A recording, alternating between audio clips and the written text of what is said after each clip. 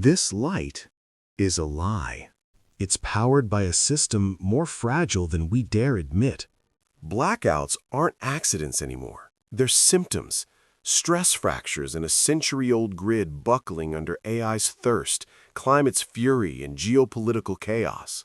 We are bound in a dance of absolute dependence, a single vulnerable heartbeat for our entire civilization. But what if the most radical act of national security in the 21st century was to stop dancing? Not to achieve 100% renewable energy, but to achieve 100% energy sovereignty. To cut every cable, to plug every leak, to become an unbreakable, self-sustaining island. This is the ultimate technological defiance. It's not rebellion, it's secession. The first domino is ready to fall. The race is no longer for dominance on the global grid. The race is to leave it behind. So who has the audacity to go first? Is it the geothermal pioneer? The wind-powered titan? The nation forged in the fire of security crisis? Or the island innovating out of pure economic survival? When the first nation unplugs, the world remaps. Who will it be?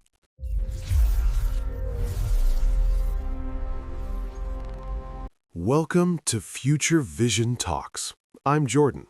What you just witnessed wasn't a trailer for a dystopian film. It was a diagnostic scan. The patient? Our global energy civilization. The symptoms? The European blackout of 2025. The Texas collapse of 2021. They are not anomalies. They are biopsies, revealing a system in advanced stress. We are told interdependence is our strength, and for an age of abundance and stability, it was. But we are exiting that age. We are entering an age of asymmetric shocks, where a cyber attack in one continent, a drought in another, or a political gambit in a third can send tidal waves of disruption through the wires and pipelines that bind us all. So today, we are investigating the most logical and yet most radical response, the energy secession.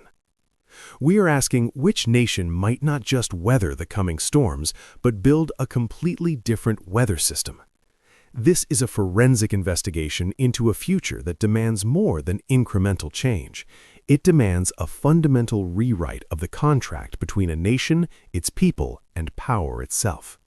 We will analyze the contenders through the lens of resource neurology, economic immunology, and societal psychology. We will expose the terrifying engineering and economic surgeries required, and we will confront the philosophical earthquake this triggers. What becomes of global community when the first nation builds a perfect closed gate? Strap in. We're going off-grid. Let's begin by dismantling a dangerous misconception. When politicians speak of energy independence, they usually mean producing more oil and gas than you import or generating enough renewable electricity to power homes. This is a critical first step, but it is not our destination. True national off-grid status, what I term energy autarky, is a different species altogether. Think of it this way. Your smartphone might be charged by a solar panel on your roof, but the phone itself, its chips, its battery minerals, were manufactured in a global web of factories, ships, and mines powered overwhelmingly by fossil fuels. You've cleanly powered the operation of a product, but not accounted for the embodied energy in its existence. For a nation, this pyramid is everything. Electricity, the tip of the spear, is only about 20% of final energy use. Beneath it lies the 80%, the fossil fuels powering factories, forging steel, hauling freight, flying planes, and creating fertilizers.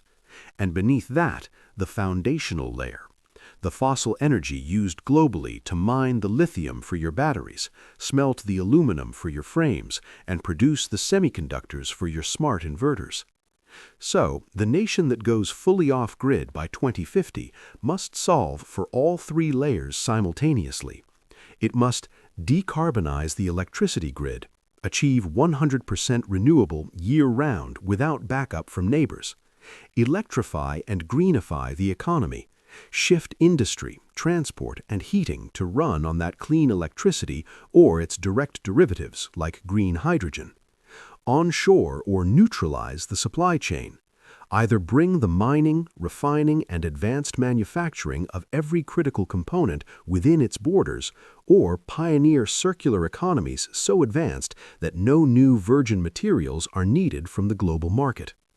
This isn't an energy transition, it's the construction of a technological sovereign island in a sea of global interdependence. The question is no longer who has the most solar panels, it's who can build the most complete ark. With this immense scope defined, we can diagnose the contenders. They don't fall on a simple leaderboard. They represent different strategic archetypes, each with a unique pathway and fatal flaw. The interconnected leader. These are the nations we immediately think of. Denmark, powered by colossal offshore wind, targeting 100% renewable electricity by 2030. Germany, the energy Wende pioneer. They have the technology, the capital, and the public will. Their primary motivation is climate leadership and long-term economic advantage in a green tech world. But their fatal flaw is their greatest strength: deep entanglement. They are neurons in the brain of the European grid. Their stability relies on selling surplus wind power to Norway for hydro storage and importing solar power from the south. To unplug would be an act of economic and neurological self-amputation. Their path is to lead the connected continent, not to leave it. They are architects of the new global system, not secessionists from the old. The resource-powered pioneer. Iceland, Norway. Iceland is the textbook example. Nearly 100% renewable electricity from geothermal and hydro. Norway is similar with hydro. Their motivation flows from the land itself, abundant, perfect, baseload renewable resources. They have a head start measured in decades. Their hurdle is scale and economic identity. Iceland's population is small, but its economy is still yoked to global tourism and import-dependent industries. Norway's vast sovereign wealth fund is built on oil exports. Its entire economic psychology is tied to global energy trade, not isolation. They have mastered the electricity layer, but remain psychologically and materially dependent on the global system for everything else. They are proof of concepts, not yet closed loops. The security-driven sprinter. This is where the plot thickens. These nations have had their why delivered by trauma. Lithuania, after decades of energy suffocation by Russia, didn't just switch suppliers. It became an existential sprinter. It built an LNG terminal, Independence, and rocketed from under 30% to over 60% renewables in a few years. Its motivation is pure, visceral national security. Look at Djibouti in Africa. A tiny nation hosting foreign military bases, it saw energy dependence as the ultimate vulnerability. It leapt from near zero to 67% renewable generation in 5 years, aiming for 100% by 2035. Their hurdle is the sheer pace and completeness required. They are building the plane while flying it under fire. They may achieve electricity sovereignty fastest, but building a fully closed industrial loop from scratch is a generational task. The economic island innovator. This archetype holds, I believe, the most compelling and underrated potential. Their motivation is not climate virtue or security theory. It is brutal, daily economic survival. Many Caribbean islands pay among the world's highest electricity prices for dirty, imported diesel. A 2024 RMI report concluded that, for them, 100% renewable power is not just feasible, but cheaper. A nation like Barbados is not just adding renewables, it is architecting a decentralized, hurricane-resilient grid from first principles. It is exploring behind-the-meter batteries, vehicle-to-grid systems, and community microgrids. Their hurdle is capital and storage scale, but their advantage is agility and necessity. They have no legacy grid to protect, no heavy industry to transition. They can build the optimal, closed-loop system for their scale from a near blank slate. They are not just contenders, they are living blueprints for the energy secessionist future. Choosing to secede is one thing. Surviving the operation is another. Any contender must endure 3 brutal surgeries. Surgery 1, the grid neurological overhaul. Our grids are dumb, centralized, and demand-following. An off-grid national grid must be smart, decentralized, and supply-following. It must use AI not just for predictions, but for real-time, millisecond-by-millisecond orchestration of millions of assets, solar panels, wind turbines, home batteries, electric cars, to match exactly what the weather provides, 24/7, 365. This requires a level of digital infrastructure and cybersecurity that makes current systems look like tin cans and string. One major software failure, and the nation goes dark. Surgery 2, the storage abyss. Batteries handle the daily cycle, but what about the Dunkelflaut, the German term for the cold, calm, cloudy winter weeks when renewables produce almost nothing? You need seasonal storage at a staggering scale. This is the realm of green hydrogen, using surplus summer solar to split water, storing the hydrogen in caverns, and burning it in turbines in winter.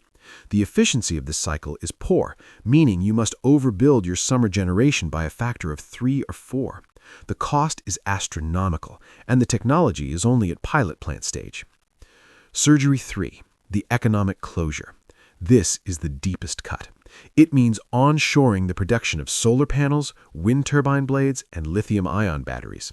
It means having or foregoing the industries that require ultra-high temperature process heat, currently from gas. It could mean embracing a circular sovereignty model. Your economy is designed so that every car battery, every solar panel, every smartphone is perpetually recycled within your borders with near zero loss. This isn't an industrial policy, it's the creation of a technological ecosystem entirely within a closed glass box. Assume the surgery is successful. A nation glows in stable, sovereign light by 2050. Then what? The geopolitical and philosophical repercussions are world remaking. First, the new inequality. A divide emerges not between rich and poor nations, but between the energy secure and the energy insecure. The off-grid nation becomes a fortress. During a global energy crisis, does it open its gates? Does it share its surplus green hydrogen, depleting its own winter reserves and risking its people's stability for the sake of strangers? Or does it, by sacred duty to its citizens, lower the bridge and protect the fortress? This is the moral hazard of perfection. Second, the end of energy as a weapon. For nations like Lithuania, the trauma that drove them ceases to have a point of application. How does a petrostate embargo a nation that buys nothing from it? Energy secession is the ultimate sanction buster, the ultimate geopolitical neutralizer. It could make a nation uniquely resistant to coercion, but also uniquely isolated from the leverage of cooperation. Finally, the redefinition of citizenship. In this nation, your passport guarantees more than rights and duties. It guarantees a share of a perpetual clean energy flux. Your national identity becomes intertwined with participation in this closed loop. It could foster incredible social cohesion and collective purpose, or it could create a terrifying basis for exclusion. To revoke citizenship is not just to banish someone, but to sever them from the very source of modern life. The first nation to go off-grid doesn't just change its energy mix, it potentially steps out of history as a game of resource competition and into a new, uncharted form of existence. It becomes a post-geopolitical entity. The question for the rest of us becomes, do we try to follow? Or do we try to pull them back into our fragile, interconnected web? So, we arrive at the edge. We've seen the archetypes, the surgeries, the world-altering consequences. This vision of radical self-containment is no longer fantasy. It's a logical, if extreme, response to a world of growing systemic risk. This forces a final, profound question onto you, the viewer, a question that bridges grand strategy and personal ethics. If your nation embarked on this path to total energy secession, requiring a century-level national commitment, significant personal sacrifice, and a redefinition of your place in the world, would you, personally, volunteer to be a citizen of that fortress? Would you trade the vibrancy, risk, and connection of a globalized life for the security, responsibility, and potential solitude of the Ark? This is the real referendum, and I want your vote in the comments. Write fortress if you choose security and sovereignty above all.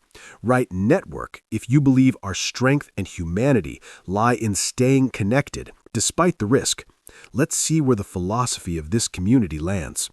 If this journey to the edge of energy sovereignty has gripped your mind, I need you to do 3 things to ensure conversations like this continue. First, like this video. That single click tells the algorithm that deep, rigorous, long-form thinking about our future is valuable and deserves a platform. Second, share it with one person who needs to think about this.